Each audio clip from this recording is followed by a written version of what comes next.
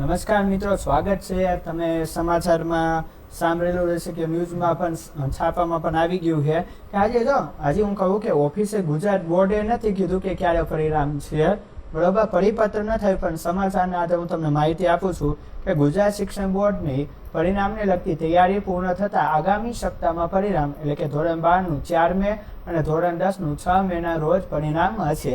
એટલે કે 12મા ધોરણનું 4 તારીખે એટલે કે સોમવારે. હવે એવું કીધું કે ધોરણ ગુજકેટનું પરિણામ પણ ધોરણ 12 સાથે જાહેર કરી દેવામાં આવશે, બરોબર. કે શિક્ષણ બોર્ડ દ્વારા દર વર્ષે ધોરણ 12 સાયન્સના પરિણામ સાથે ગુજકેટનું પરિણામ પણ જાહેર કરવામાં આવે છે, જેથી 4મી મે સોમવારના રોજ ધોરણ 12 સામાન્ય પ્રવાહ અને સાયન્સના પરિણામ સાથે પણ ગુજકેટનું પરિણામ જાહેર કરી દેવામાં આવશે. એટલે કીધું કે 3 નકલ આર્ટ્સ, કોમર્સ, સાયન્સ 12માં જેવું પરિણામ જાહેર થાય, સામાન્ય પ્રવાહ અને વિજ્ઞાન પ્રવાહનું. એવું કે શિક્ષણ બોર્ડ દ્વારા 29 માર્ચના રોજ એન્જિનિયરિંગ ફાર્મસી પ્રવેશ ગુજકેટ લેવામાં આવી હતી. આ વખતે નોંધાયેલ 36 વિદ્યાર્થીઓની બધી માહિતી છે, તો આપણે એ પણ જોઈએ અને ધોરણ 10નું પણ થોડી ખાલી ક્વોલિટીમાં જોઈ તો કે આ વર્ષે પણ સાયન્સ અને સામાન્ય પ્રવાહ એટલે કે આર્ટ્સ, કોમર્સ, સાયન્સ ત્રણેયનું સાથે પરિણામ છે. ગુજરાત બોર્ડનું ધોરણ 12નું 4 મે અને 10નું 6 મે. તો થોડીક વિગતવાર એની માહિતી જોઈએ કે ગુજરાત શિક્ષણ બોર્ડ દ્વારા લેવાય 10 અને 12ની પરીક્ષાના પરિણામે આગામી સપ્તાહે જાહેર થશે,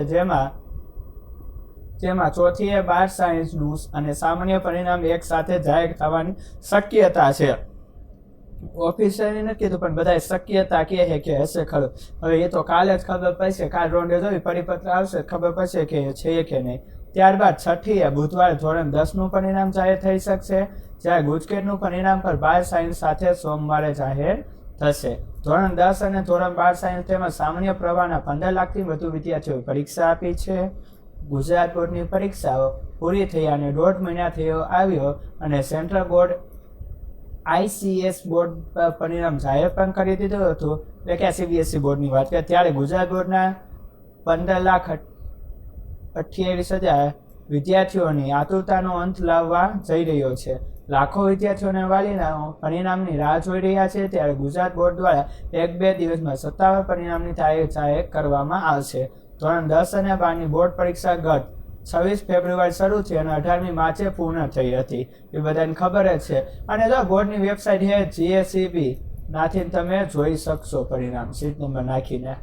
પરીક્ષામાં આ વખતે 15,27,724 વિદ્યાર્થીઓ નોંધાયા હતા. ધોરણ 10માં 9,07,175, 12માં સામાન્ય પ્રવાહ માટે 5,01,286 અને 12 સાયન્સમાં 1.19 લાખ હતા. પરીક્ષા પૂર્ણ થયાના બીજા દિવસે બોર્ડના મૂલ્યાંકન કામગીરી શરૂ થઈ હતી. ટૂંકમાં એવું કહેવા માંગે કે પરિણામ વહેલું આવવાની શક્યતા છે, તો આપણે જોવી કે સોમવારે આવે છે કે નહીં. હજી કહું કે આ ખાલી ન્યૂઝના આધારે હું તમને માહિતી આપી રહ્યો છું. બોર્ડ વાળા ઓફિશિયલી પરિપત્ર બહાર નથી પાડ્યું, એ બહાર પાડશે એટલે તમને વધુ માહિતી આપવામાં આવશે કે કઈ રીતે પરિણામ જોવું. વિડીયો પસંદ આવે લાઈક કરો, ચેનલમાં ન હોય સબસ્ક્રાઈબ કરો. ફરી મળશું નવો વિડીયો. ત્યાં મને આપો રજા. વંદે માતરમ. જય હિન્દ, જય ભારત.